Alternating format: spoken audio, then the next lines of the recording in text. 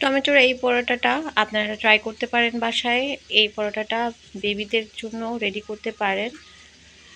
প্রথমে আপনারা দেখতেই পাচ্ছেন টমেটোর পিউরিটা আমি বের করেছি ছাঁকনির দ্বারা, আর এর মধ্যে লবণ আর তেল দিয়ে দিয়েছি। এরপরে পরিমাণ মতো আটা, যতটুক পিউরি আছে ওই পিউরিটাতেই আটা আমি ডো করে নেব।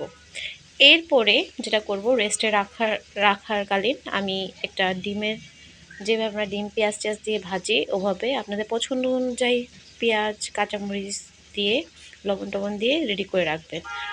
পরোটাটা গোল করে বেলে নিব। এরপরে তাওয়ায় দিয়ে ভালো করে পরোটাটা ছেঁকে নেওয়ার পরে এর মধ্যে ডিমটা দিয়ে দেব। ডিমটা দুপাশে দিয়ে আবার ভাজি করব।